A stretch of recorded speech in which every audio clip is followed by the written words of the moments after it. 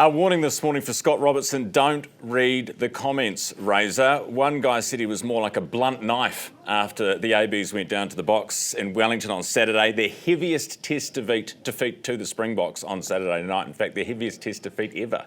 Kevin Putt, former Springbok, a Kiwi with us this morning. Kevin, good morning. Good morning, Ryan.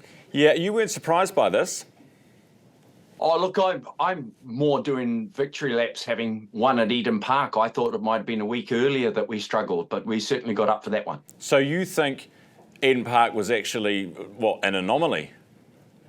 Oh, look, if you look at the stats around it, I spoke about the number of test caps, them pulling in, guys that had 150 caps, 70 caps with Peter Steph Totoy, and we pulled in a guy that had, 2 test caps. I think we did outstanding to win at Eden Park. Ardie Savea was quoted at the end of it as saying, why can't we get up every week like that? And look, in a week's time, we failed to get up. Kevin, you mentioned Savea, him aside, do we have enough world-class players in the All Blacks? Oh, look, just go stats, because you don't want to start kicking people when they're down, but just go stats. 2019, we were ranked 7th in the world in the under-20 stakes. 2023, we were ranked 7th in the world under-20 ranks. Do we have enough players? No. Are we going to feel a bit more pain for a few years to come? Hell yeah, it's coming. We've got to find a better youth system. 2024, we were 3rd. This year we were 2nd, beaten quite convincingly by a Springbok team in the under-20s. We've got to start pulling the boys through a little bit earlier and a little bit better. So how do we do that? Because we've got this domestic, you basically the domestic rule where you can't play for the All Blacks if you're playing overseas. We can't get a Mo'unga, for example. Even with that rule, we still have this shallow problem at the lower age groups. Oh, look, at the moment, it's a bit of an anomaly over that COVID on either side.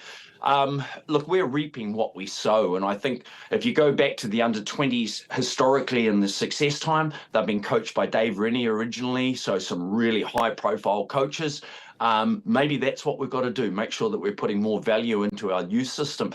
I look at it, I work within the schooling system, and there's not a lot of passion to play for a jersey at the moment. It's more about a career in rugby. Maybe we've got to do something to change that.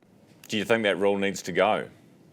Oh, I've been outspoken about that one. I think South Africa have got the best rule. Get your best players, get them involved, but that's personality driven as well. What are our chances of winning the World Cup at this point?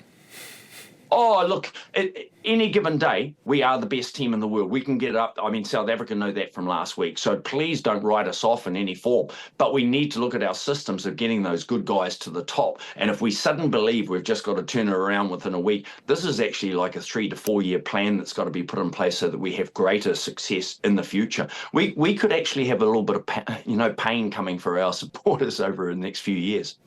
Kevin, very quick, this is a text from my dad on Sunday morning. Ryan, All Blacks pathetic. Sack the coach, the staff, the captain.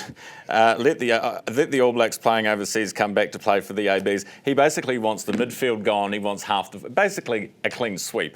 He was maybe a little, over-egging it on a Sunday morning. But there are a lot of people out there saying, it's Razor or it's the coaching staff or it's Barrett as captain. Thoughts on that?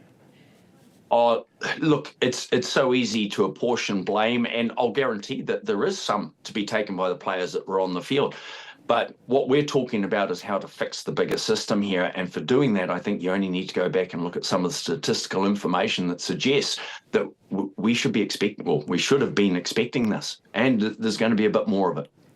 Appreciate your time this morning, Kevin. A bit of a reality check on not just the state of rugby now, but in the next few years too. Kevin Putt, former Springbok, and with us live from Auckland, just gone 10 minutes after 7 now. We'd love your views on the game on the weekend.